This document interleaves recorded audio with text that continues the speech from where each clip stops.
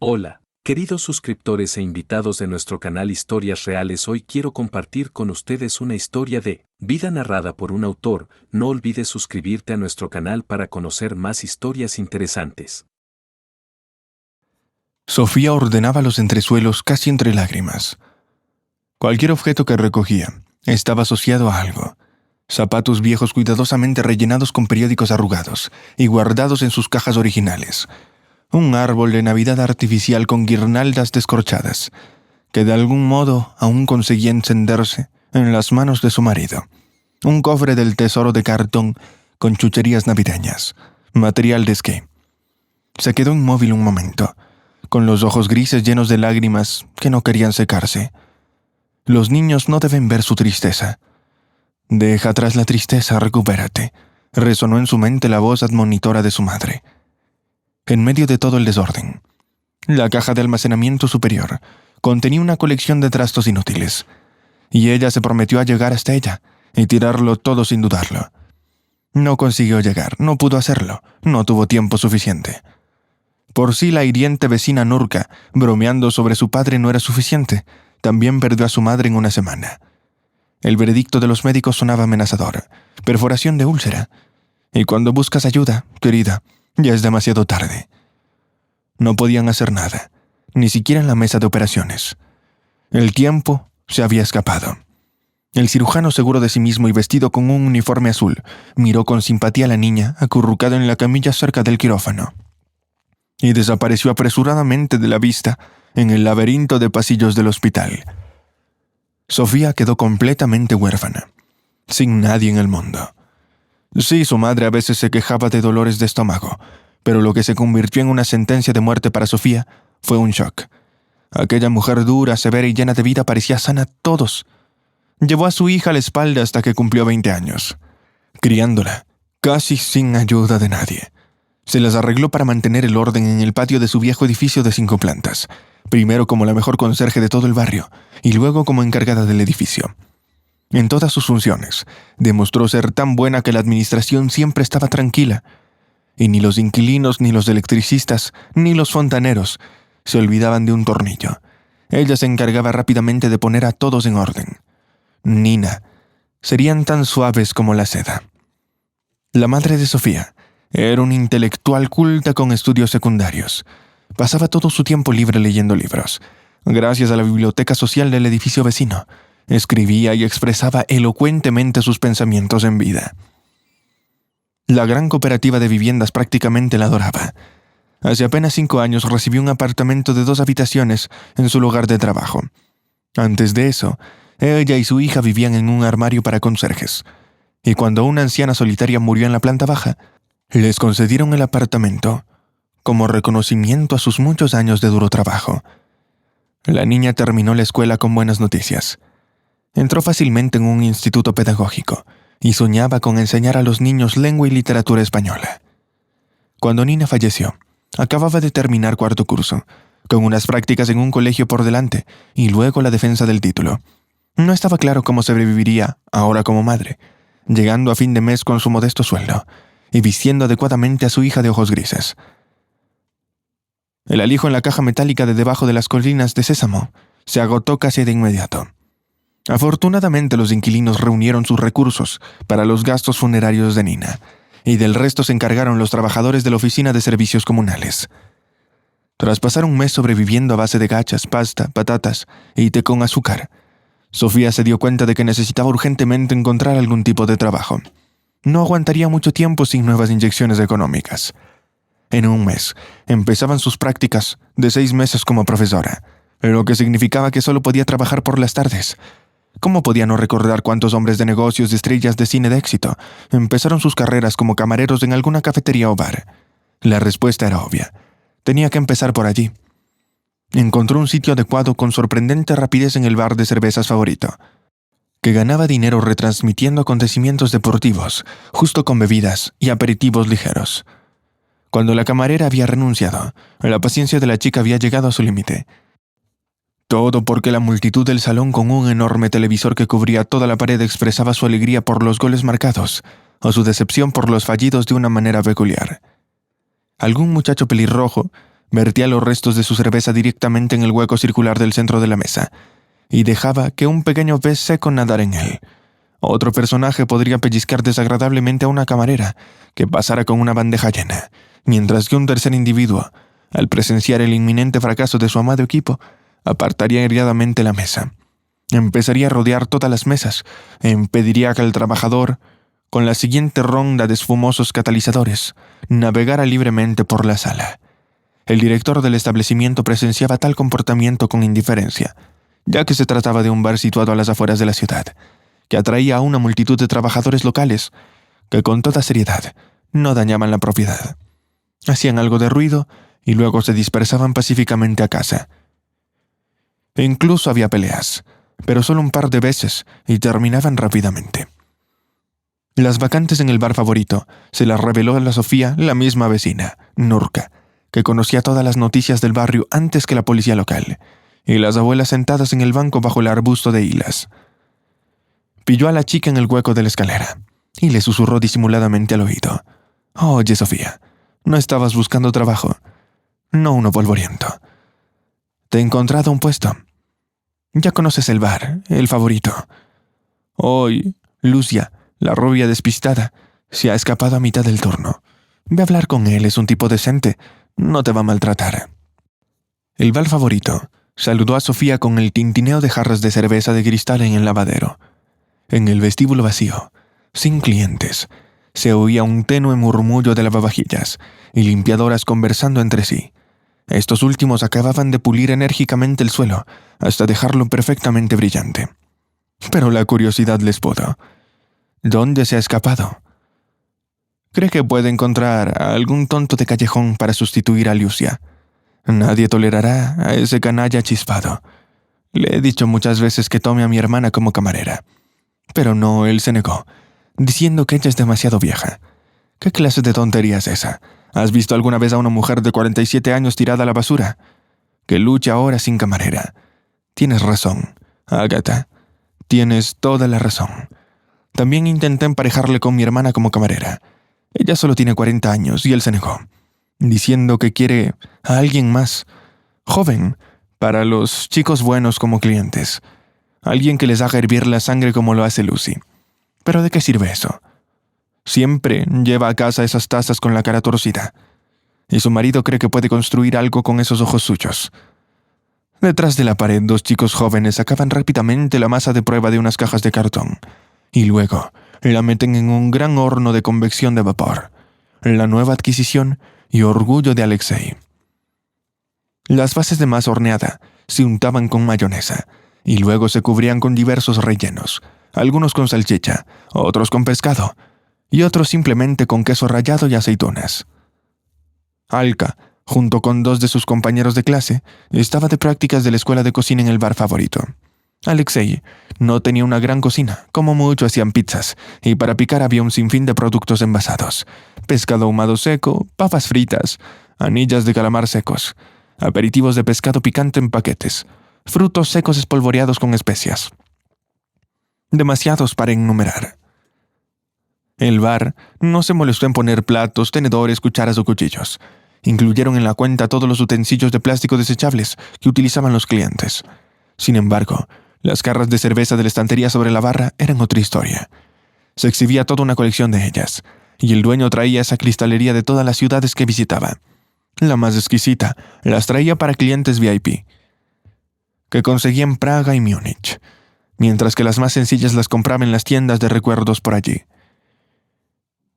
Y fue en todo su esplendor donde conoció por primera vez a Sofía, en la puerta de su casa, un bar de cerveza para aficionados de deporte.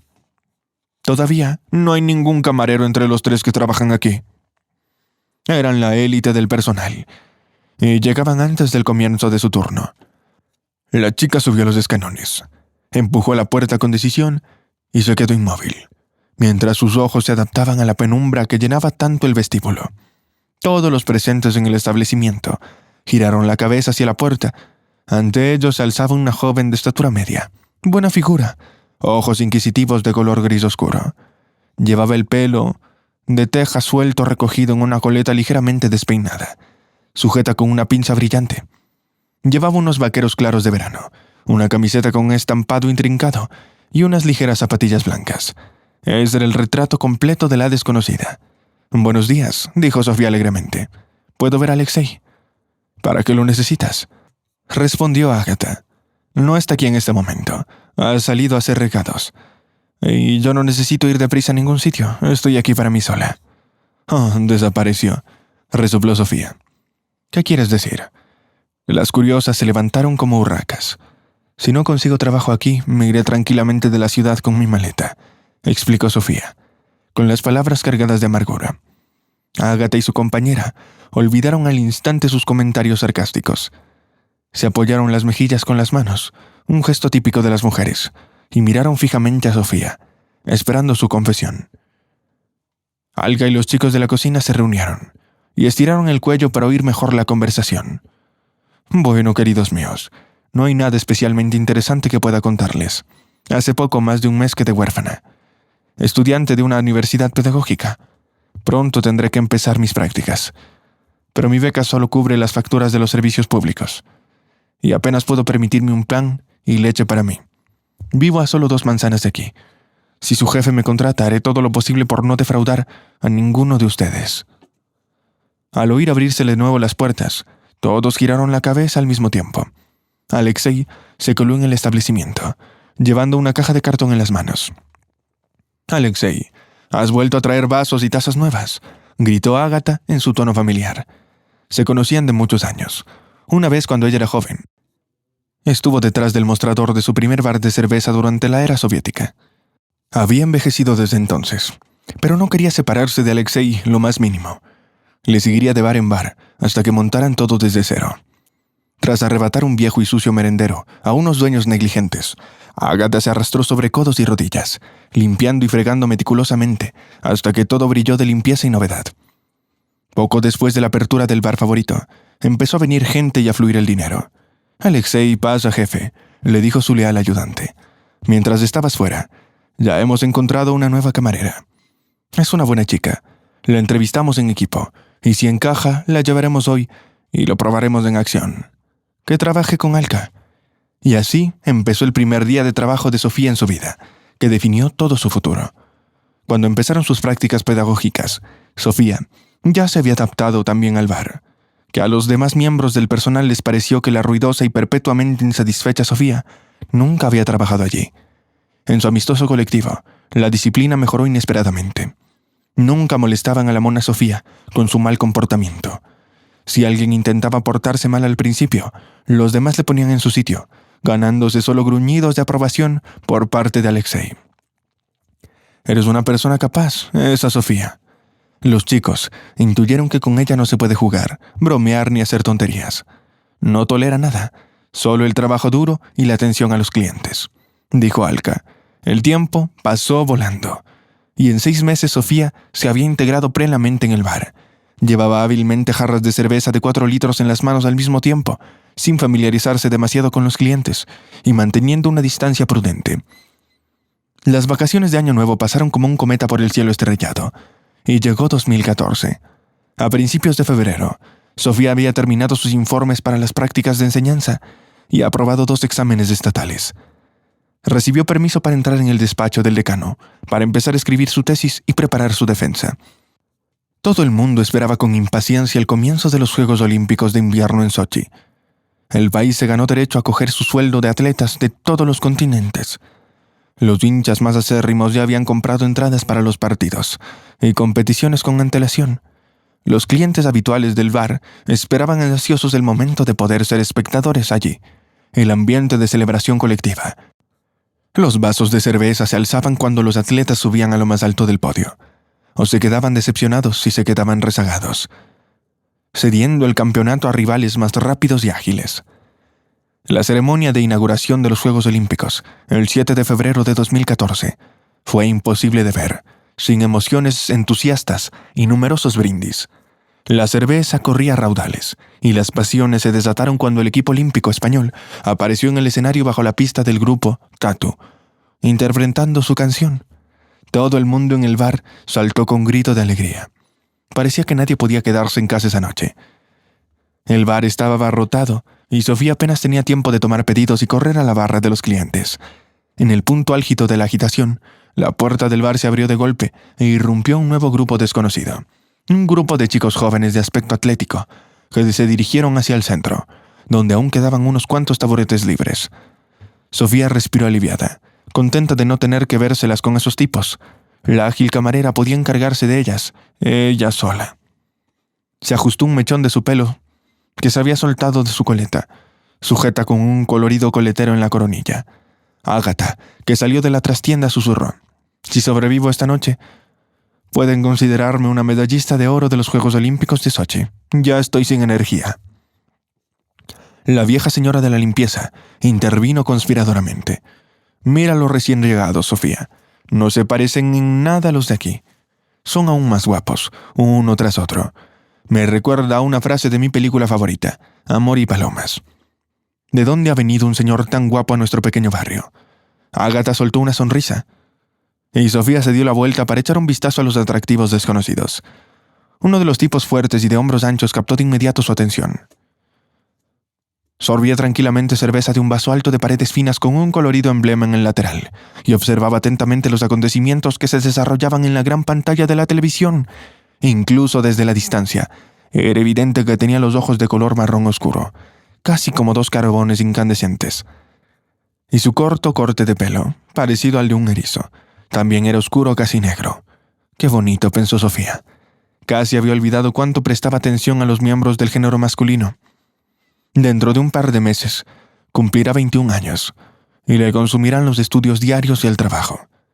Alexei aún no ha encontrado sustituta. Pronto se convertirá en una solterona o en un solterón desaliñado, sin rastros. Como si hubiera escuchado sus pensamientos, el tipo se dio la vuelta de repente y la miró directamente, sin apartar la mirada. Sonrió cálidamente y solo entonces respondió a la pregunta del tipo sentado a su lado. Como el coche se caló, lo llevaron a la estación de servicio. Nos vino de perlas para ver la festiva inauguración de las Olimpiadas. Se está bien aquí, Dennis. Deja que me caliente un poco, me estaba congelando mientras esperaba la grúa. Los chicos hablaron tranquilamente de otra cosa, y luego pidieron otra ronda de cerveza. La noche avanzaba suavemente hacia su conclusión cuando el turno de Sofía llegó a su fin. No fue fácil, pero la inauguración de los Juegos Olímpicos en Sochi hizo que valiera la pena. El ambiente se animó para todos, y Sofía se olvidó por completo del chico que llamó brevemente su atención. Pero el destino tenía otros planes. Cuando se programaron las competiciones de esquí en los Juegos Olímpicos de Sochi, reapareció en el bar, pero esta vez solo. Tomó una mesa apartada en un rincón y le hizo un gesto para que se acercara.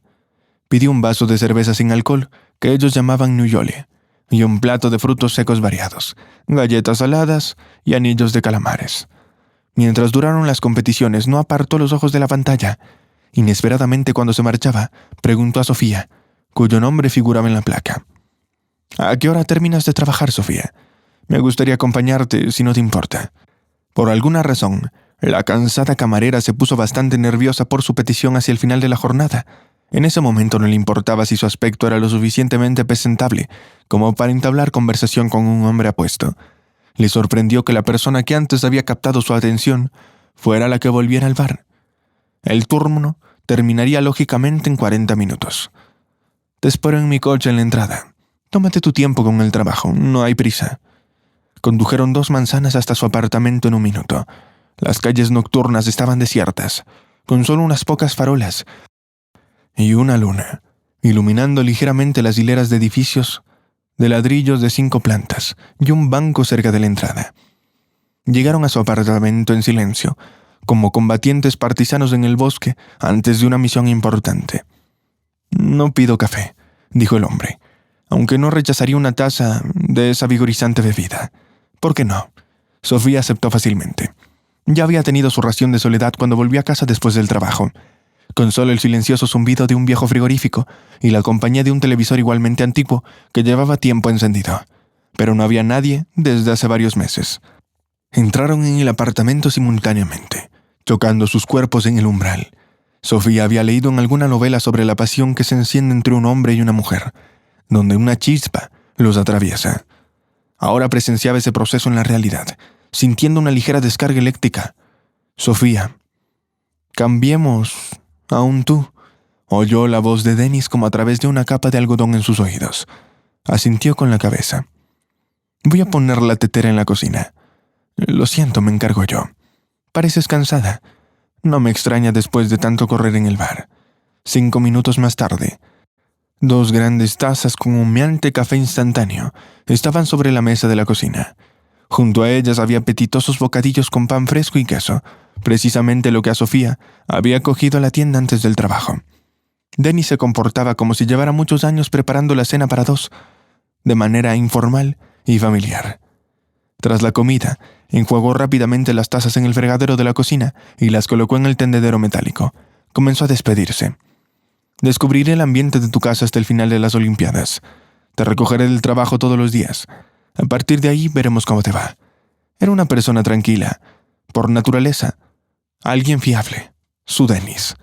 No sabía lo que era tener un muro de piedra impenetrable a su lado. Desde que se conocieron se hicieron muy amigos, sin largos noviazgos ni una fase romántica de caramelos y flores. Se convirtió en su primer y único hombre. Y así siguiendo hasta el día de hoy. 1 año después de conocerse, nació el pequeño Georgie, de pelo rizado y aspecto gitano. 3 años después, dieron la bienvenida a la inquieta alborotadora, Masha. Ya habían decidido que con su pasión compartida por el esquí, tendrían una familia, y la descendencia sería su prioridad. Sin embargo, la pequeña Stopcha no hizo caso a sus planes, y llegó inesperadamente 3 años después del nacimiento de Masha, pillándoles desprevenidos. «Qué verbo tan terrible», decía a menudo Sofía tras la muerte de su marido. «¿Cómo puede ser que ayer estuviera abrazándote, susurrándote palabras tiernas al oído, y hoy no estás aquí?» Al principio de su vida matrimonial, incluso entre los nacimientos de sus hijos, Dennis y Sofía pasaban todo su tiempo libre en la montaña, esperando las primeras nieves o disfrutando de las últimas carreras de la temporada. Sofía ya se había graduado del instituto pedagógico, pero nunca tuvo la oportunidad de enseñar a los escolares las reglas del amor por la literatura. Había una vacante de maestro de preescolar en la escuela de reserva olímpica, donde trabajaba su marido. A la ciudad llegaban niños prometedores de todo el país, y los padres de Dennis, que eran epidemiólogos, vinieron persiguiendo el poderoso dólar, pero acabaron profundamente apegados a los lugareños con todo su apasionado corazón. Sofía bromeaba a veces diciendo que Georgie resultó ser un niño moreno y de pelo rizado simplemente porque Dennis había viajado a un continente lejano para visitar a sus padres y se había contagiado allí de un virus de aspecto local. Masha, en cambio, se parecía a su madre Sofía, con su pelo claro y sus ojos grises, dando la falsa impresión de ser tranquila y amante de la paz. En realidad, era una coleccionista de travesuras, amante de las situaciones emocionantes y las aventuras. Era más joven que Georgie, pero se convirtió en una experta esquiadora, como si hubiera nacido con botas de esquí y bastones en las manos. Sofía acarició el equipo de esquí que yacía en las estanterías, con los ojos llenos de lágrimas, mientras pensaba en lo intricado que había resultado todo. Hace 1 año que había nacido Stopcha, y ella estaba de nuevo de baja por maternidad. De repente Dennis se echó a reír y dijo: «Ha ocurrido algo inesperado. Paseábamos con Stopcha por el parque, cerca del kiosco, cuando Georgie y Masha se detuvieron a admirar unos juguetes expuestos en el escaparate. La vendedora incluso sacó la cabeza por la ventana para admirar a la cariñosa familia y rebuscó en los compartimientos ocultos y sacó un billete de la lotería ligeramente arrugado. Resulta que tenía un billete de lotería instantánea. Dijo: «Solo tienes que rascar la tira e inmediatamente te dirá si has ganado o no. Cuesta 100 rublos. Prueba la suerte». Dennis y Sofía se echaron a reír. «No creemos en ninguno de esos billetes de lotería. Solo muestran gente ingenua engañada en anuncios de televisión. No creemos en eso». Mientras charlaban con los vendedores de periódicos y revistas, Georgie y Masha eligieron un juguete cada una. Ambas estaban muy contentas con su compra.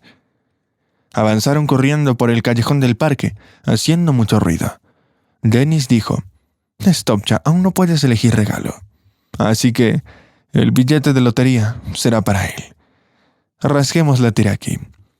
Sofía enganchó la capa superior del papel con el borde de la uña afilada y frotó la superficie. Empezaron a aparecer números azules descoloridos. Tras leer lo que surgía en el trozo de papel, sonrió satisfecha y dijo la palabra: Dennis respondió al instante. «¿Qué es gracioso? Hemos ganado 100 millones. No huelen a millones, pero hay un número con 5 ceros que parece muy raro», respondió Sofía. Junto al kiosco, George y Masha ya habían regresado, habiendo corrido hasta el final del callejón y vuelto, y el curioso dueño de los tesoros de papel se asomó a la ventana y preguntó: «¿No has ganado un premio en metálico? Puedo pagarte hasta 100 rublos aquí mismo». «El número 100 está allí», respondió Sofía. «No solo rublos, sino millones». «¿Qué? ¿Estás de broma?», exclamó la mujer, que inmediatamente pensó que debería haber rascado ella misma la tira en aquel trozo de papel inesperadamente valioso y gastado. «Sí, las ganancias son sustanciosas. Tendrá que ir a la oficina principal.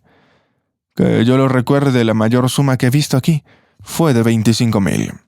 Un hombre le borró de su boleto y luego volvió a mí, diciendo que había recibido la cantidad completa paso a paso. Entusiasmados por la inesperada situación, Dennis y Sofía recogieron el cochecito con Stepka dormida y sus hijos mayores se dirigieron a casa. Allí volvieron a mirar lo escrito en el billete, esta vez con una lupa, y desapareció cualquier duda sobre los números. Una semana después, los entusiastas del esquí se reunieron en Vilja. Sofía fue nombrada jefa, y debía tener la última palabra sobre cómo gastar el dinero que había caído accidentalmente en sus manos, y que ya se había conseguido de forma segura. La mujer no se lo pensó mucho, y luego dio el veredicto: «Dennis, te quiero mucho, y me entristece verte añorar con los ojos los picos nevados de las montañas cuando estás con tus alumnos. Pero recuerdo tu sueño de conquistar las pistas negras del Monte Elbrus. No puedes ir más allá de las pistas verdes y azules con los principiantes. Subirás a las rojas un par de veces en tu tiempo libre. Pero eso no satisfará tu ansia de adrenalina. Tienes una semana libre, y yo no podré acompañarte por culpa de Stepka. Ve al Monte Elbrus con uno de tus ávidos esquiadores en el grupo». Al principio, a Dennis le extrañó la sugerencia de su esposa, pero su querida mujer tenía razón. Tras una grave lesión que había sufrido 8 años atrás, el esquí profesional en cualquiera de sus formas competitivas se había convertido para él en algo del pasado. Al principio le entristeció profundamente el veredicto de los médicos, pero más tarde la dirección de la Escuela Olímpica de Reserva de su ciudad natal se dirigió a él con una oferta para convertirse en entrenador. Seguía manteniendo una estrecha relación con sus amigos, a los que también apasionaba conquistar las laderas de las montañas cubiertas de esponjosa nieve. Trabajó con niños y niñas principiantes, y el dolor de su anterior lesión fue desapareciendo poco a poco. Soñaba con descender al menos una vez por una emocionante pista con un marcador negro que indicara su nivel de dificultad. Toda la familia despedía a Dennis en la estación de tren, y luego iban a la confitería a comprar sus pasteles favoritos. Por la tarde, tomaron el té para celebrar las vacaciones del cabeza de la familia. Dennis siempre dedicaba tanto tiempo a sus seres queridos que su alegría por él era genuina. Era necesario dejar que un marido y un padre disfrutaran de unas vacaciones de esquí de vez en cuando. Sofía recordaba vagamente el día en que recibió una llamada telefónica desde la estación de esquí al pie del Monte Elbrus. El cabardiano que estaba al otro lado se esforzaba con su español. Pero 4 días después de que Dennis y sus amigos llegaran a la estación, apareció un grupo de jóvenes adinerados de la élite dorada de la sociedad. Los jóvenes se lanzaron a las pistas de esquí bajo los efectos del alcohol. Cuando el monitor les advirtió del peligro de las avalanchas, se rieron en su cara diciendo: «No tenemos miedo de nada. Llevamos muchos años esquiando. No nos vas a decir lo que debemos hacer aquí». El anciano conductor e instructor, con muchos años de experiencia y antiguo atleta él mismo, graznó inmediatamente al oír la afirmación. «¿Sabes siquiera cuántas grietas hay cerca de la pista negra de esquí? ¿Cuánta gente tan imprudente como tú ha fallecido allí? Como tumbas y en el eterno permafrost. Y ni siquiera se encuentran nunca los cadáveres. Si acabas en el fondo rocoso, Dios no lo quiera, sobre todo con el mal tiempo que hay».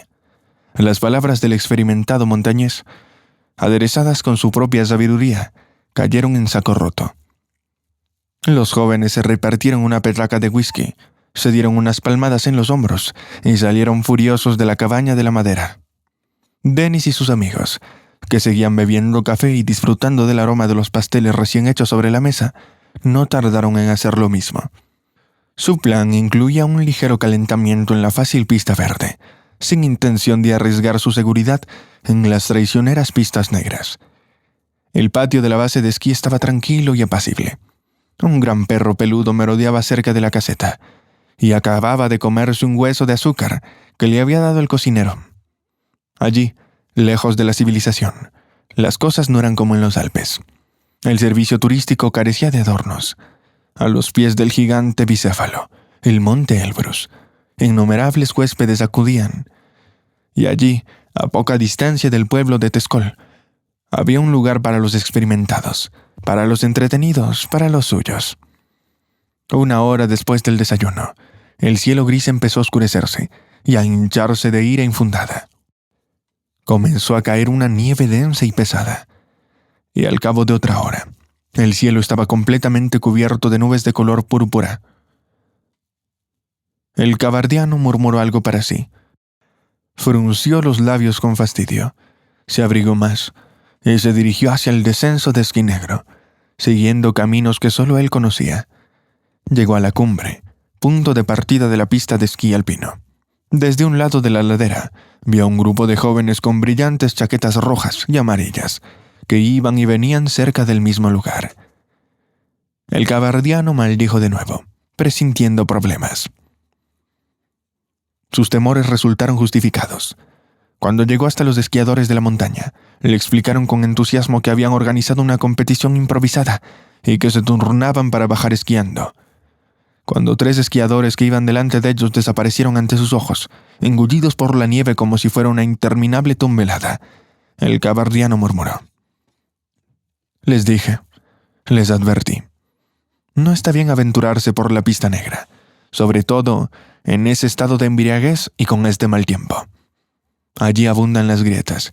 Iré a buscar a los chicos que esquían en la pista verde. Quizás puedan ayudarnos. También llamaré al equipo de rescate del puesto central». Buscaron al trío perdido hasta que oscureció al día siguiente. A pesar de la constante amenaza de avalanchas, todo fue en vano. Finalmente los expertos dieron por terminada la expedición y ordenaron a todos los turistas que habían encontrado refugio en la remota base de esquí que descendieran a los pies del monte. Allí estarían más seguros en caso de que la masa de nieve adquiriera una velocidad excesiva. Dennis no encontraba paz. Tomó la decisión de quedarse con el cuidador y el cocinero en el nivel superior. Por alguna razón, se culpó por no prestar atención a las conversaciones de los jóvenes adinerados y por no detenerlos cuando decidieron esquiar. Sintió una frialdad punzante en su interior, como si aquellos chicos que desaparecieron en la pista maldita no fueran extraños. De algún modo, uno de sus alumnos de la escuela estaba enredado en su mente. Se paseó de un lado a otro en la cálida cabaña forrada de piel, aferrándose a sus esquís, luego a sus botas, y después a su acogedora chaqueta de plumón. Salió hacia la montaña antes del amanecer. ¿Qué buscaba? ¿A quién esperaba rescatar de la grieta? ¿Con qué demonios de nieve? Entabló conversación. Nadie lo sabrá jamás. Aquella noche, una avalancha descendió de las cumbres del monte. Tal vez fue su denso borde nevado el que lo enganchó y aplastó, sin detenerse, mientras se precipitaba hacia abajo, aplastando todo a su paso. Qué oscura fuerza le condujo al negro sendero. El anciano cabardiano no pudo explicárselo a Sofía, que había llegado para recoger el cadáver de su marido. Lo encontraron 3 horas después del amanecer. La cocinera dudó de entrar a la habitación, en despertarle para desayunar, pero la cama estaba fría. Dennis estaba en posición fetal, con brazos y piernas extrañamente contorsionados y tirados al abdomen, cerca de los presuntos bordes de la hendidura. El forense, tras la autopsia, concluyó que su corazón se había parado. Tras leer el documento, Sofía recordó inmediatamente las palabras de Friedrich Nietzsche: «Si miras largamente a un abismo, el abismo también te mira a ti». Desde entonces, no ha dejado de pensar que las últimas horas de la vida de Dennis fueron horribles. De ese modo mágico, apareció en su vida discretamente, sin palabras ni explicaciones innecesarias, e igual de abrupta y rápidamente, se marchó sin despedirse, sin explicaciones, sin mirarla a los ojos una última vez. «Algo no va bien contigo, querida. Limpiar el desván debe haberte afectado. Es hora de dar de comer a los niños y dormirlos.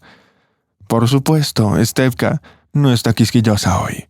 Su hijo menor, hijo de Denis y Sofía, estaba a punto de cumplir 2 años. Recientemente Sofía había encontrado una actividad que le fascinaba tanto que podía estar sentada tranquilamente durante horas sin hacer ruido. El secreto era sencillo. Colocaba delante de él un par de sus zapatillas limpias y lavadas. Sacaba el cordón de una y lo dejaba en la otra. Dicen que los niños de 2 años no entienden mucho de la técnica. Pero ese no era el caso de Stefka.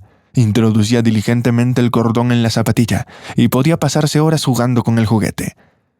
Lo más fascinante es que como resultado de sus esfuerzos el cordón que enhebraba con sus propias manos tenía un aspecto mucho más pulcro que el enhebrado hecho por cualquier otra persona.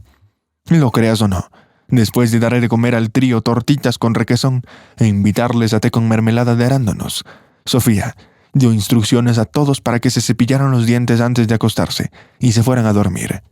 Georgie, que apenas empezaba el primer curso, y Masha, acostumbrada a levantarse temprano para ir a la guardería, ya estaban acostumbrados a su rutina. El pequeño y tranquilo Stefka solo se dormía después de escuchar un cuento. Se lo había enseñado la propia Sofía. Después de las ganancias casi intactas de Denis, seguían viviendo de las prestaciones por sus hijos a cargo. El regalo que les quedaba era el destino. Sofía trabajaba como profesora particular de lengua y literatura española, pero no podía tener muchos alumnos. Vender el apartamento de un dormitorio de Denis, que la familia había considerado durante mucho tiempo un proyecto a largo plazo, podía ser un buen apoyo.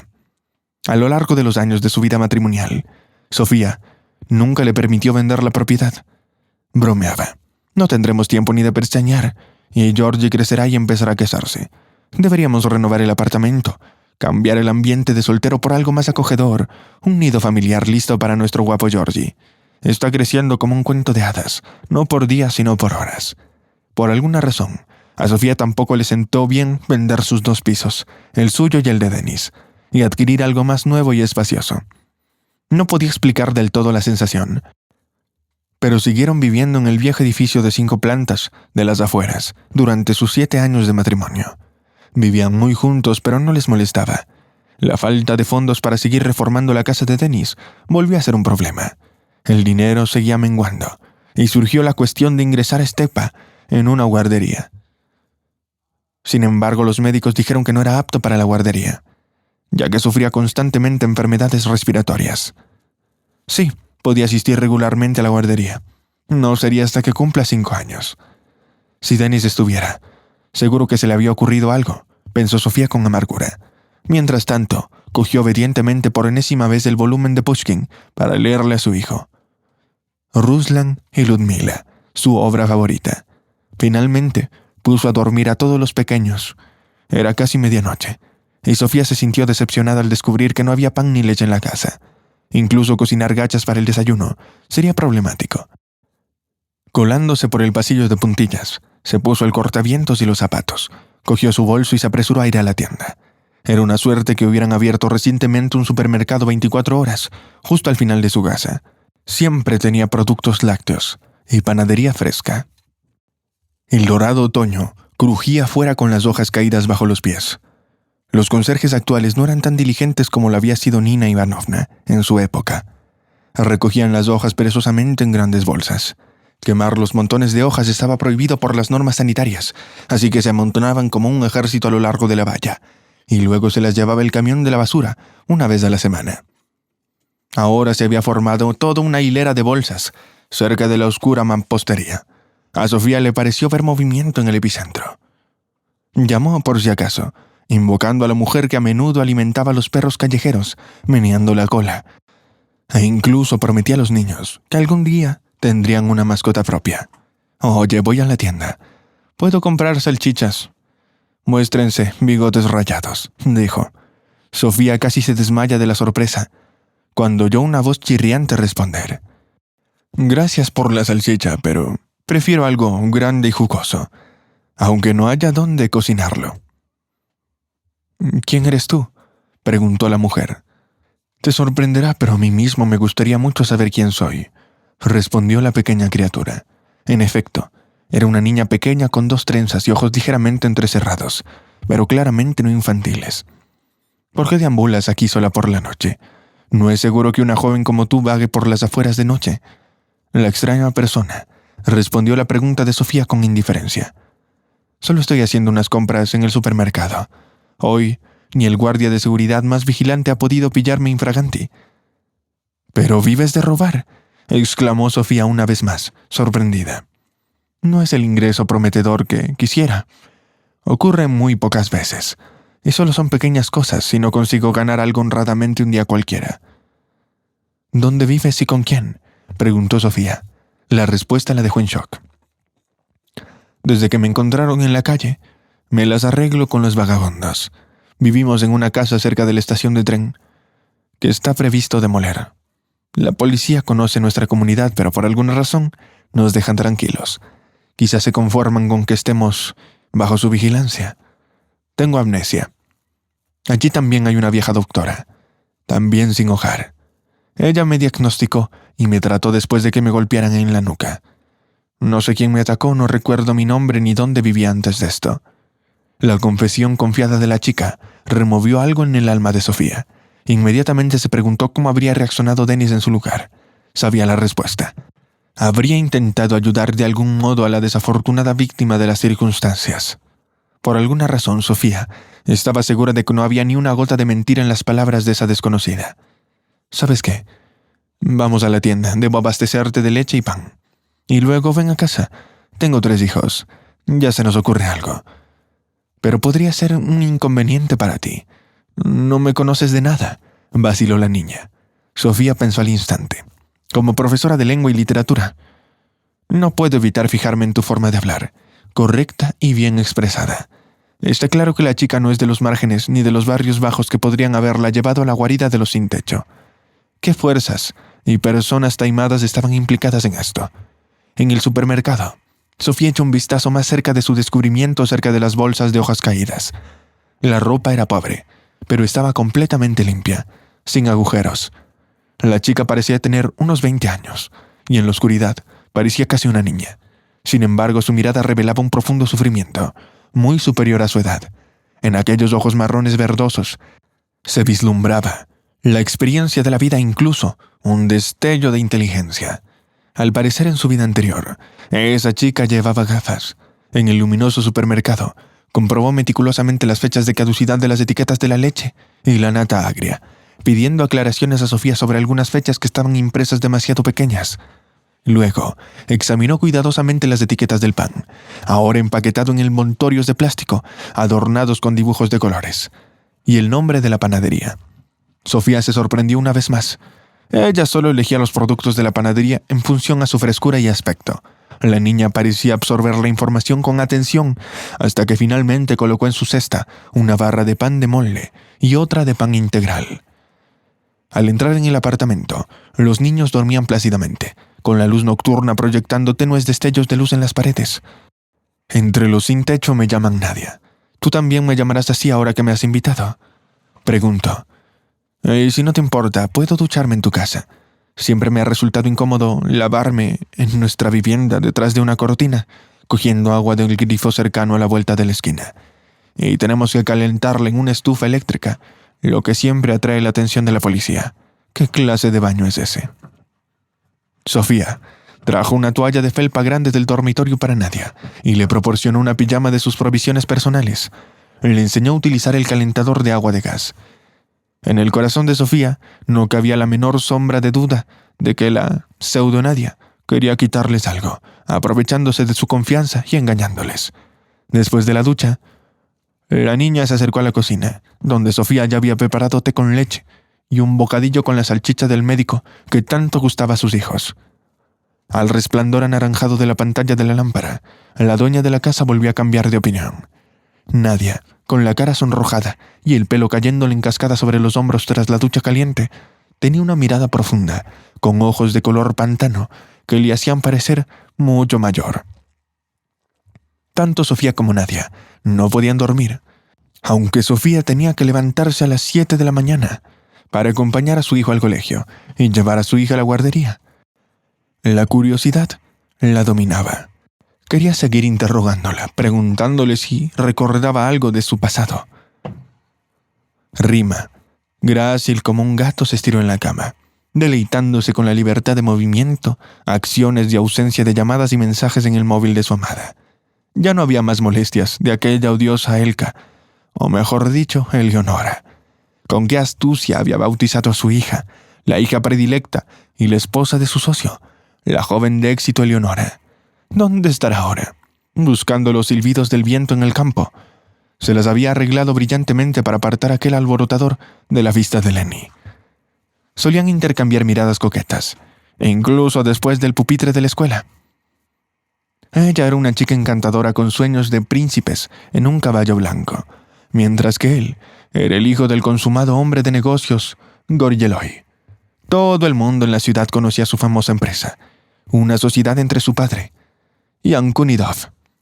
Qué decepción se llevó cuando Leonid fue enviado a estudiar a Londres, a una academia de economía. En su graduación bailaron con tanta pasión y ternura que despertaron la envidia de todos sus compañeros.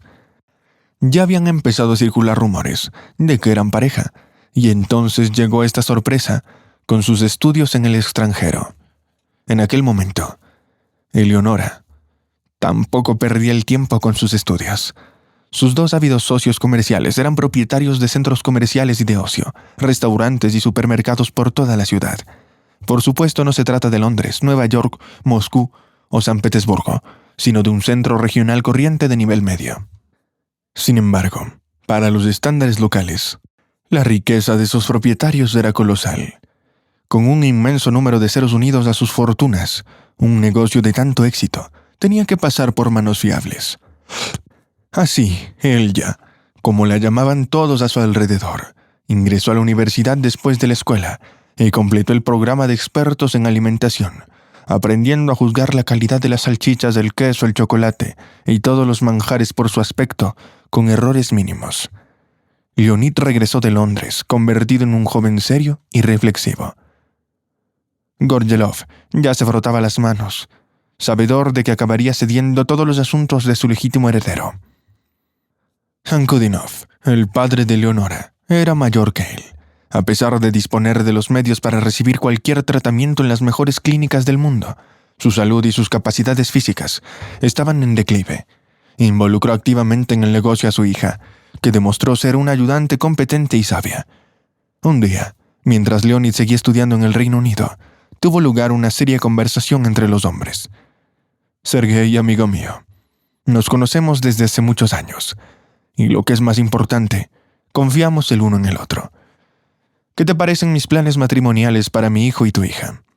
Sería una hermosa unión, y podríamos fusionar nuestras fortunas por el bien de nuestros futuros nietos.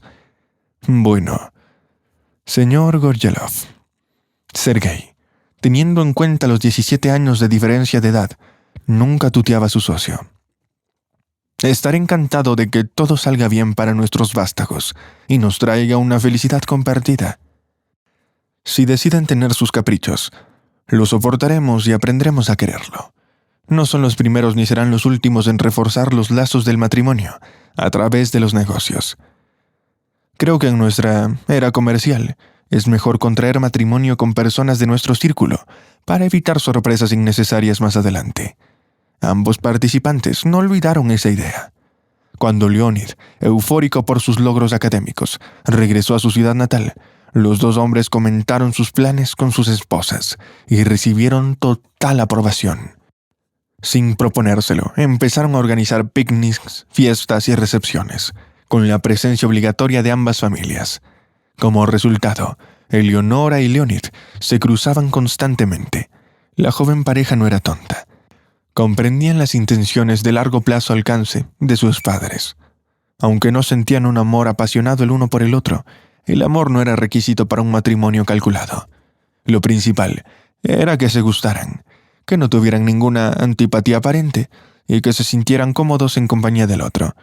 Sus niveles similares de inteligencia, desarrollo e intereses compartidos jugaron un papel importante. Para empezar, salieron a comer un par de veces. Asistieron a una exposición de moda y vieron una representación teatral de la capital. Unos meses más tarde, Leonid invitó a ella, a una cena romántica en la que le propuso matrimonio y le entregó un elegante anillo con una elegante caja de terciopelo. Brindaron por una posible futura felicidad conyugal, fijaron una fecha para el anuncio oficial del compromiso y compartieron su emoción con un par de copas de vino y 200 gramos de whisky para armarse de valor. Entonces Leonid preguntó: «Ella, perdona que te pregunte, pero ¿has tenido alguna experiencia con hombres antes?». Sin ningún pudor, Eleonora se limitó a responder: «Tuve un romance universitario de 2 años con un chico de un grupo paralelo. Los dos teníamos 20 años. ¿Quién a esa edad solo lee poesía y mira la luna? También viví 3 años con un estudiante de otra universidad en Inglaterra.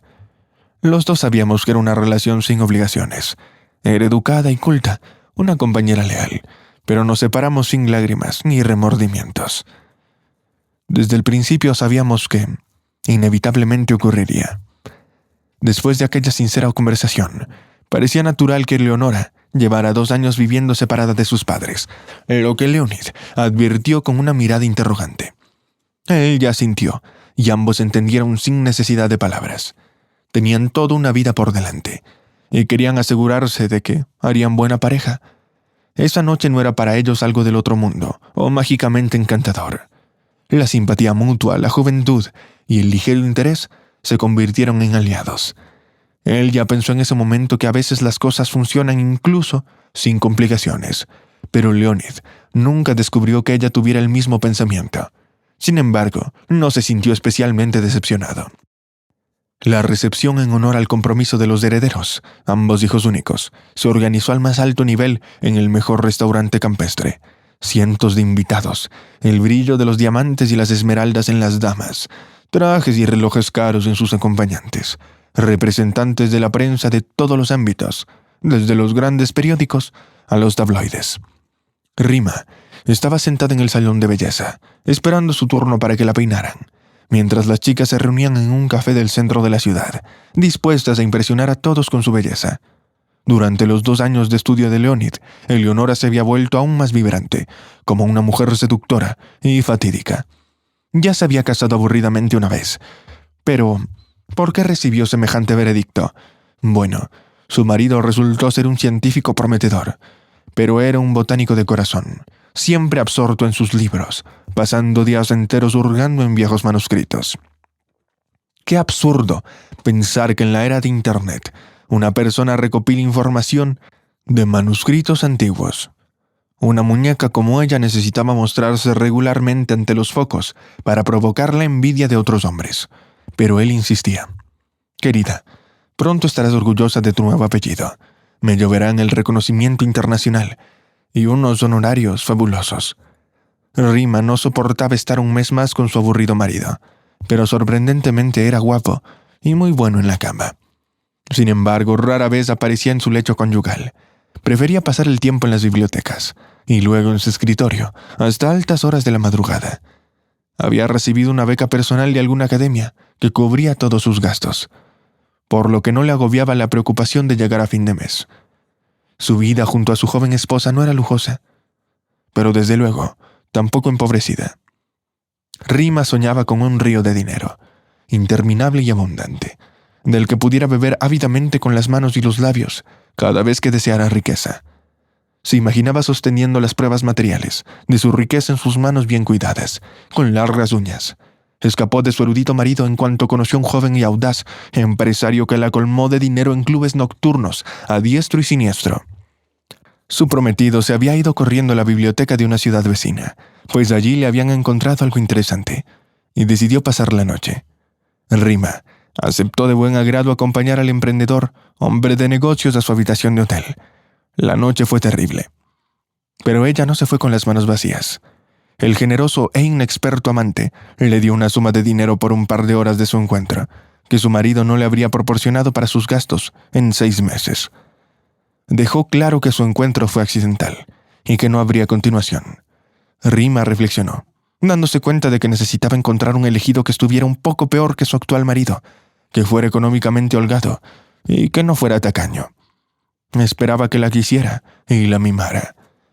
Sin duda, Sería aún mejor si pudiera obtener el estatus de su legítima esposa, pero conseguirlo requería esfuerzo considerable. Mientras hojeaba revistas en la mesilla de noche del salón de belleza, observó algo dolorosamente familiar en la portada de una de ellas. Cogió el tabloide local y se echó a reír, susurrándole algo a su amiga sentada a su lado. «Mira, la carpa dorada de Londres ha vuelto. Y hasta se ha traído a una chica con él, una autoproclamada intelectual con gafas, como en la película cómica El brazo del diamante. Me la llevo sin ton ni son. Primero, tengo que mostrarme a mi primer amor, Leonid, y que vea cómo debe ser una mujer con mayúsculas. Sin embargo, los asuntos de planes de Rima no estaban destinados a hacerse realidad de inmediato. Gorgelov y Ankudinov decidieron que estaría bien que sus hijos se fueran no a una, sino a 2 lunas de miel. En primer lugar, visitaron República Dominicana, con sus encantos tropicales, sumergiéndose en las aguas turquesas del Océano Atlántico, paseando de la mano por la aterciopelada arena blanca, admirando la flora y la fauna locales. Al mismo tiempo, se acostumbrarían a la idea de que inmediatamente después de su regreso, se celebraría en una ciudad una gran y fastuosa boda. Sus cargos así lo exigían. Tras la ceremonia nupcial, emprenderían un viaje a la Europa más civilizada durante un par de meses para solidificar su vínculo matrimonial. Ya se encargarían de los asuntos del vasto reino más adelante, sin herederos por ahora.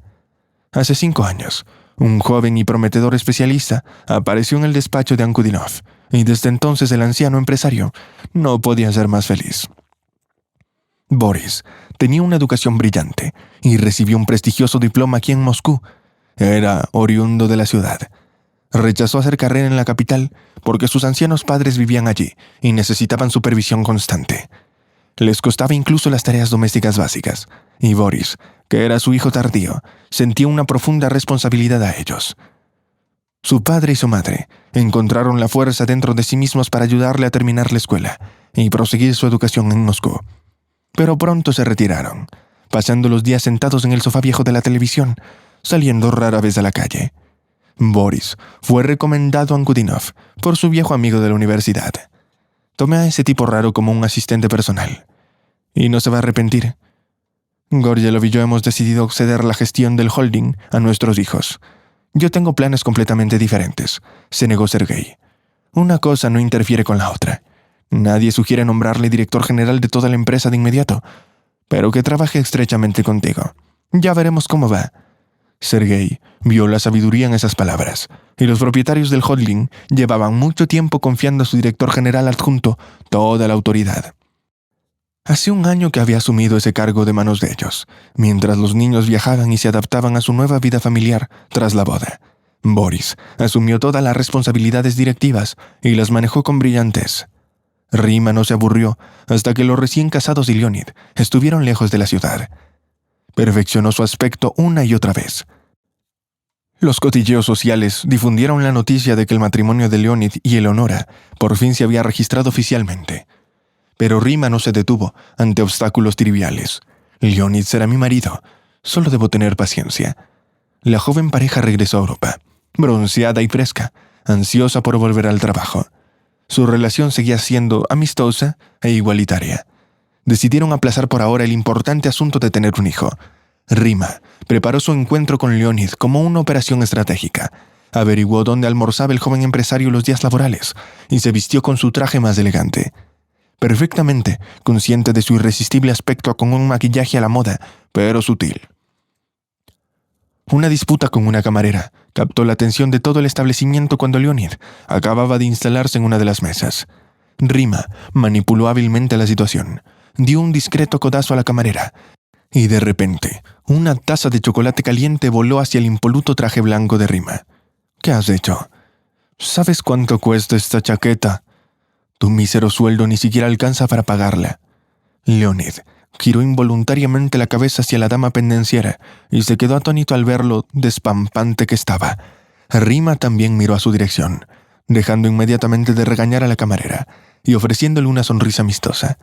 «Leonid, eres tú». Al cabo de 1 minuto, estaban sentados juntos. A Leonid le sorprendió la transformación que había producido en su antiguo amor de la escuela, bien peinada, regia, cautivadora, misteriosa. Nada que ver con la tranquila, siempre firme, neutral y clásica esposa. Rima desprendía una ardiente promesa de placeres sobrenaturales. Leonid se enamoró de mí, pensó hambrienta. No debo desaprovechar la oportunidad. Debo explotarlo al máximo. Pero antes, una pequeña tomadura de pelo. Leonid, me alegro de verte, pero por desgracia tengo prisa. Tengo una reunión programada y también necesito ir a casa a cambiarme. Mi traje está irremediablemente arruinado. Un asunto tan trivial no merece la preocupación, Rima. ¿Dónde podemos comprar una réplica exacta? Reunámonos mañana y arreglemos ese error cometido por la camarera. La carpa dorada se tragó el cebo sin dudarlo. Leonid ardía de impaciencia por el próximo encuentro con Rima. La conciencia de Leonid no hizo ni pío. Boris no puede evitarlo. Le gustaba la hija de Ankudinov y ahora aún más la mujer de su hijo. No, incluso esa definición era incorrecta. Hace mucho tiempo que amaba a Eleonora, sin remedio. La joven pasaba a su lado como si fuera invisible, saludándole cortésmente cuando se encontraban, pero olvidando inmediatamente su existencia. Con los ojos de un hombre cariñoso, Boris se dio cuenta de que entre Eleonora y Leonid no había una calidez genuina. Era una cortesía seca y educada, impulsada por la idea de preservar y ampliar el negocio. Y ahí acababa todo. Una vez, mucho antes de todos los preparativos de la boda, incluso del compromiso, Boris tuvo el impulso de abrirse a Eleonora y contarle sus pensamientos. Ese mismo día, oyó por casualidad una conversación entre Ankudinov y Gorgelov. Sergei dijo: «¿Te imaginas, Gorgelov, que la hija de uno de nuestros competidores se haya casado con un indigente y su padre ni siquiera se haya opuesto? Que elija con el corazón.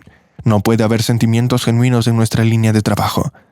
Creo que solo con esa visión de la vida se puede construir un negocio sólido». Tras oír esa perorata, Boris cambió inmediatamente de opinión sobre decirle algo a Eleonora. La amaba en silencio, sin prestar atención a otras bellezas. Aunque con su aspecto masculino, atraía las miradas provocativas de todas las mujeres de la oficina. Afortunadamente, nadie sospechaba de su angustia secreta. La gente chismorreaba sobre su corazón roto por una belleza moscovita. Mientras tanto, Leonid y Rima se ahogaban en un mar de pasión. En realidad, Rima no se zambulló de cabeza en todas esas trampas sentimentales. Ella recortaba cupones. Leonid nunca acudió a una cita sin un regalo caro, y su apartamento ahora estaba lleno de lujosos ramos de flores. En su armario aparecían vestidos increíblemente caros. En su cumpleaños recibió un cochecito de precio astronómico, técnicamente puesto a punto. Y para el Día Internacional de la Mujer, una impresionante chal de Marta. Leonid era un amante generoso, ganaba bien y tenía una cuenta bancaria personal por la que su padre no mostraba interés. Deja que el niño tenga algo de dinero en el bolsillo. Un día, mientras Rima hojeaba perezosamente los canales de televisión, se topó con un viejo dibujo animado soviético. Caía la nieve del año pasado, y su gracioso personaje no paraba de moverse diciendo: «No será suficiente». En ese momento Rima se dio cuenta de que no quería seguir desempeñando el papel de segunda mujer de Leonid en la vida.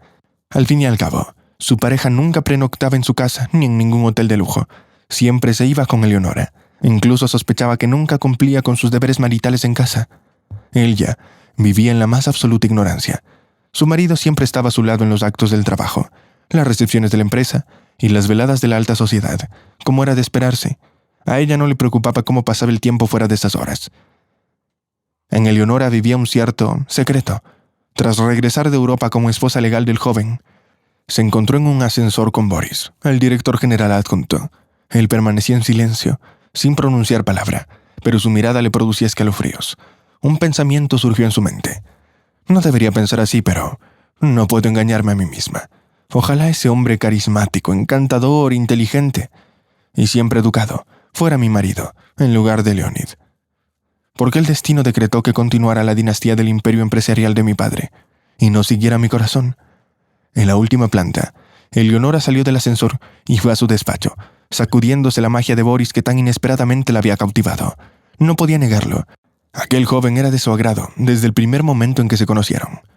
Pero recordó el lema favorito de su padre: el deber llama. Se serenó y se ordenó a sí misma: ni se te ocurra pensar en él. Es cosa del destino.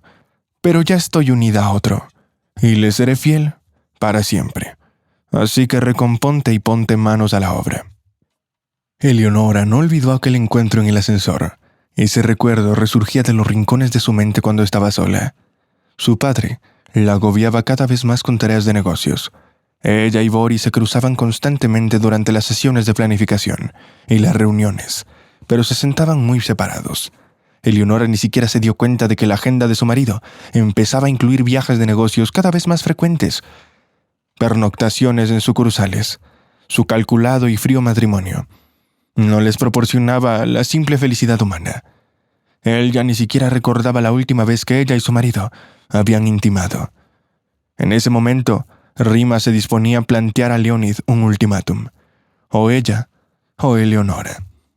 Leonid desaparecía cada vez más a menudo con su amante, a veces durante fines de semana enteros.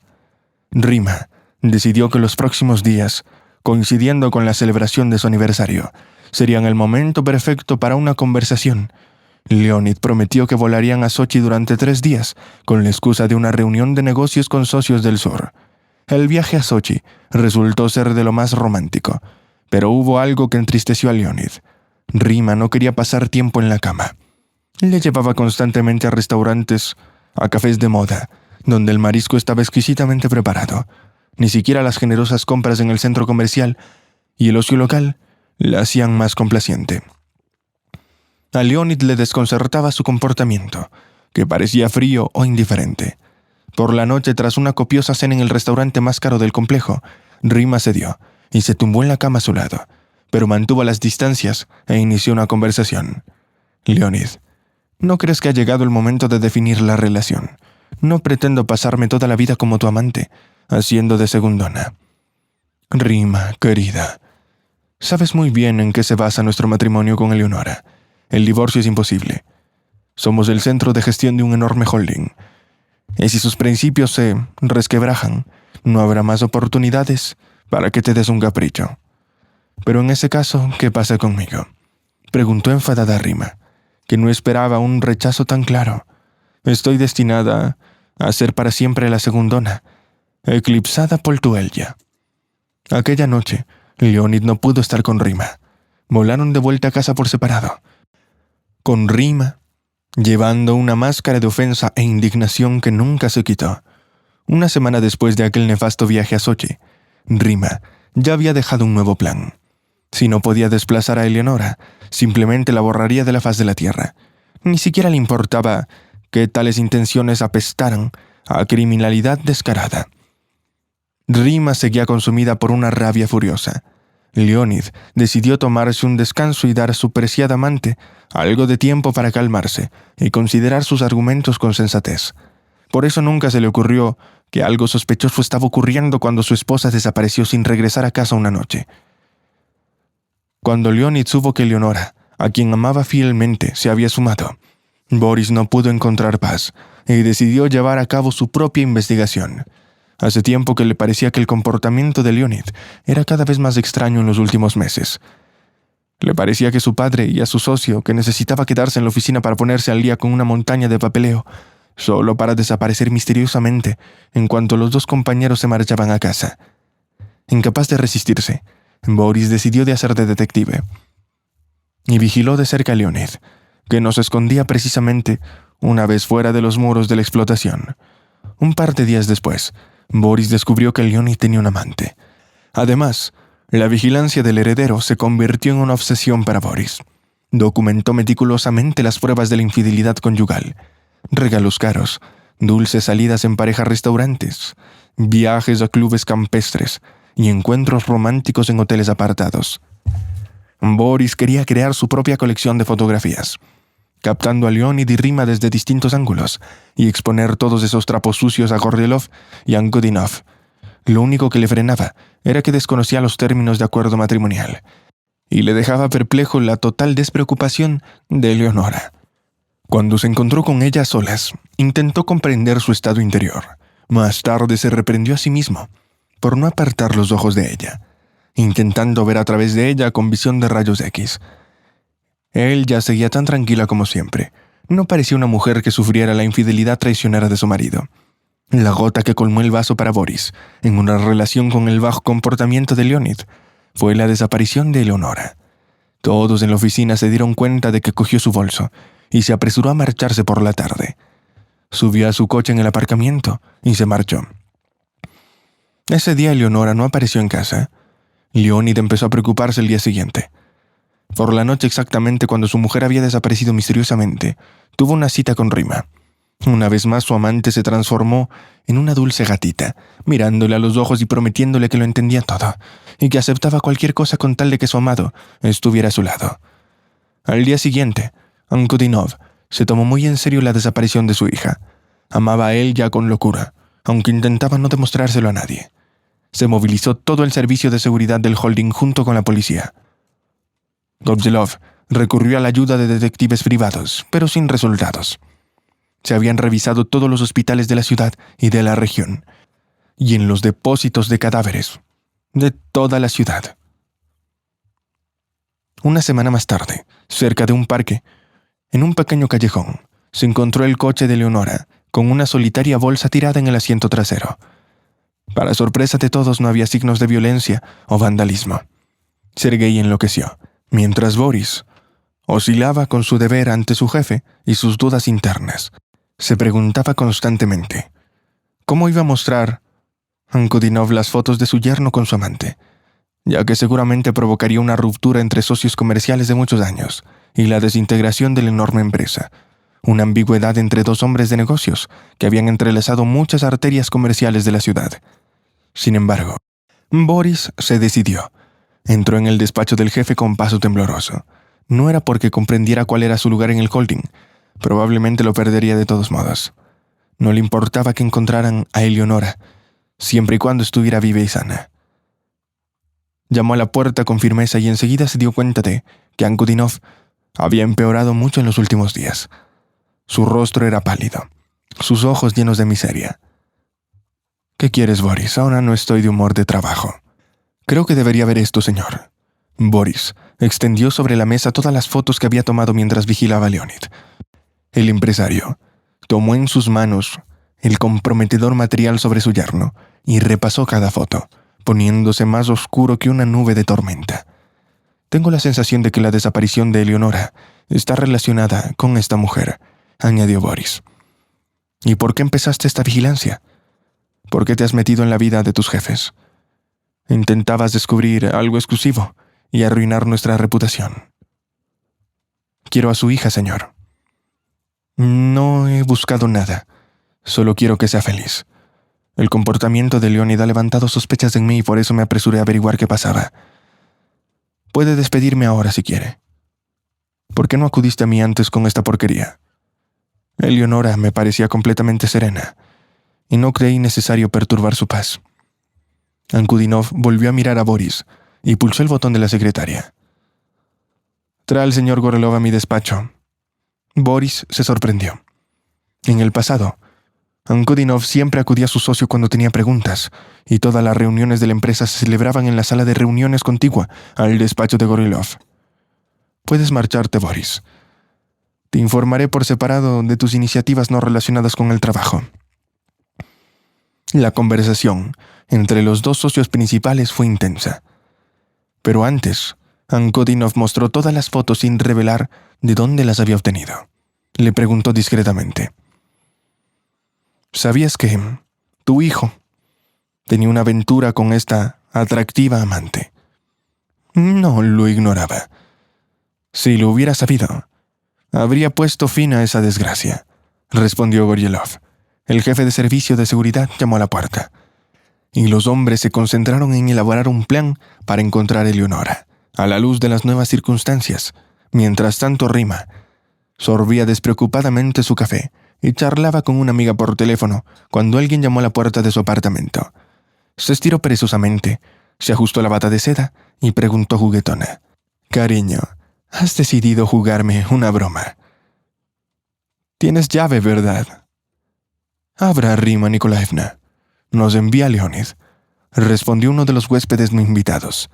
La mujer abrió rápidamente la puerta y dos hombres fornidos, posiblemente militares o atletas, irrumpieron el apartamento. «¿Dónde está Eleonora?» «Le advertimos que la próxima persona que llame a su puerta será la policía». Rima pestañeó indignada y dijo: No sé quién es esta Eleonora. Debe haber algún error. El segundo invitado no deseado colocó fotos en la mesita de café frente a ella. Demostraremos que usted está implicada en su desaparición, y entonces se enfrentará a cargos mucho más graves. En un instante, la bella Rima horrorizada se transformó en la lamentable figura de una mujer condenada. Chicos, solo pedí que la asustaran en el bar, pero esos idiotas fueron muy lejos. La golpearon en la cabeza por detrás con algo pesado. Cuando les pagué por el trabajo dijeron que se habían dejado llevar. Le llevaron por los brazos a la sala de espera de la estación de tren y la sentaron en un asiento vacío. Después de la herida no perdió el conocimiento, pero se volvió débil y extraña. Pensaron que era mejor desaparecer rápidamente. Mostraron a Rima un teléfono con una grabación de toda la conversación y su confesión. Será mejor que vayas tú misma a la policía como instigadora. Si el padre de Eleonora se involucra, será mucho peor para ti, le advirtieron. La búsqueda posterior se hizo más fácil. El servicio de seguridad del holding puso patas arriba a toda la estación del tren y descubrió un escondite de vagabundos. Cuando vieron las fotos de Nadia, reconocieron a la mujer y dijeron: «Sí, encontramos a esta señora en la estación de tren y la trajimos a nuestro local». La enfermera Sina la cuidó todo lo que pudo, pero nunca recordó quién era. Más tarde todos le enseñamos a no perderse en la gran ciudad. Cogimos su ropa cara, la lavamos y la vendimos. Lo mismo hicimos con su reloj y sus joyas. Nadia no llevaba teléfono. Probablemente se lo llevaron los que la golpearon. Hace unos días que no ha vuelto a dormir donde solía hacerlo. ¿Dónde solía trabajar? Trabajaba en los almacenes de un supermercado, clasificando frutas y verduras al peso. Era un trabajo temporal, pero parece decente. Puede que confíen en ti. El equipo de seguridad del holding registró todos los lugares donde a veces los sin techo intentaban ganarse la vida honradamente. En 2 lugares reconocieron inmediatamente a Eleonora, y en una tienda la cajera dijo: «Conozco a esa chica. Es educada, tiene buenos modales. Suele comprar aquí, a veces sola, a veces acompañada con una mujer mayor o sus hermanos y hermanas pequeñas». Hermanos y hermanas. Los criados se sorprendieron. Quizás no sea nuestra Eleonora. Todos viven en ese edificio de 5 pisos, pero no les puedo dar el nombre del apartamento. Pregunten a las ancianas del patio, aclaró la cajera mientras se marchaban. Sofía no pudo ser más feliz cuando conoció a Nadia. Una oscura noche de otoño, en el patio del edificio. La chica resultó ser una ayudante de oro, culta y elocuente. Conectaba fácilmente con los niños, que escuchaban con entusiasmo sus historias. Stepka, en particular, se aferró a la pierna de Nadia y se negó a soltarla. Sofía ya podía salir de casa con confianza para enseñarle a sus alumnos. El curso escolar iba cobrando impulso, y no faltaban alumnos que necesitaran ayuda con lengua y literatura. Sofía fue al mercado a comprar pasteles. Planeaba celebrar una fiesta dulce con Nadia y los niños, mientras veían una película interesante. Cuando se iba, la cajera la miró con extrañeza, como si quisiera decir algo, pero se quedó callada. Sofía pensó: quizás se me corrió el rímel. Bueno, ya casi estoy en casa. Allá hay espejo. El paso hacia su entrada estaba bloqueado por un convoy de coches raros, todos ellos con prestigiosos importes brillantes laterales y iridescentes. Hombres de elegantes trajes, camisas blancas y corbatas permanecían de pie junto a sus vehículos. Uno de ellos estaba visiblemente nervioso. Boris insistió en ir con el servicio de seguridad al presunto paradero de Eleonora, suplicando a Kudinov, el severo hombre de negocios. «Déjame ir, sin trucos». Sergei pensó recientemente que él y Gorgelov se habían equivocado en su estrategia para concretar un matrimonio entre los hijos de 2 familias prominentes. Después de que se descubriera la relación de Leonid con Rima, dejó de buscar a Eleonora y se quedó fuera de la comisaría donde estaba detenida su amante. Por el contrario, Boris no volvía a casa hasta que el servicio de seguridad traía por las tardes nuevas noticias sobre los avances en la búsqueda. El amor no está sujeto a control. Está más allá de la voluntad. Sofía llegó a su apartamento, atravesando las filas. Sin embargo, se detuvo al oír la voz de su vecina Nioria. «Aquí está, es ella misma, la chica que buscas en su propia casa. Mira todos esos todoterrenos caros con cristales tintados. Es lo que yo pensaba. Nadia no es una chica corriente. Ha traído aquí a mucha gente. Nuria se volvió hacia los hombres y les dijo: «Iré con alguien sola. Tu presencia intimidadora podría asustar a los niños. ¿Puedo ir?» El hombre más nervioso de todos pareció dar un paso al frente. El jefe del servicio de seguridad sonrió satisfecho y dijo: «Adelante, señor director general adjunto. Quizá para usted sea más útil». Nadia abrió la puerta y vio un hombre desconocido detrás de Sofía. Se abalanzó a ella y le abrazó de hombros fuertes y robustos. «Dios mío, Eleonora, estás viva. Me estaba volviendo loco cuando desapareciste». Un clic en su mente, un breve destello, un elegante ascensor con diseño estilizado en una cabina. 2 personas, un hombre y una mujer. La mujer se sintió tan bien con el hombre a su lado. Sina tenía razón cuando dijo en el albergue: «Tu memoria es como un relámpago. Volverá, querida. Solo necesitas emociones fuertes y volverá a servirte». Eleonora recordó quién era. Cómo aparcó el coche cerca del kiosco para comprar una botella de agua mineral fría. Cómo alguien se acercó silenciosamente por detrás. Luego el dolor y la oscuridad. Eleonora caminó hacia Boris y lo abrazó. «Yo también me alegro de verte, Boris». Tras la misteriosa desaparición de Eleonora, se han producido cambios significativos en las propiedades más ricas de la ciudad. Al señor Gorgelov, a quien le costó asimilar los últimos acontecimientos, se dio el control total de la empresa a Ankudinov e incluso le vendió sus propias acciones, al parecer a un precio reducido, como compensación por daños morales. No se puede entender a la gente rica. Leonid, el hijo de Gorgelov, vive en un pueblo cercano a una colonia donde cumple condena con su amante Rima. Últimamente bebe mucho y se le ve en compañía de 2 famosas y alcohólicas, Ganka y Sasha. La propia Rima no reacciona ante el sacrificio de su amado. Parece estar iniciando un nuevo romance con uno de los trabajadores de la zona. Está buscando una opción más ventajosa para ella. Ankudinov hizo arreglos para Rima, su hija. Tendría que permanecer en el correccional todos estos 6 largos años, y su abogado insinuó que ni siquiera debería contar con una puesta en libertad anticipada. Boris y Eleonora se casaron hace poco, pero se negaron de ir en luna de miel al extranjero. En su lugar, partieron a la conquista de Karelia con su belleza natural. Nada de hoteles lujosos, solo una tienda de campaña, una hoguera y té con bayas. Su verdadera felicidad era estar juntos con su amado a su lado. Ankudinov se involucró en obras de caridad. Su primer proyecto fue una escuela para niños con talento de familias desfavorecidas. La directora de la escuela y profesora de lengua y literatura, Sofía. Su hijo menor, Stepka, aprendió a leer a una edad temprana y pasaba horas en la biblioteca del lugar, del trabajo de su madre.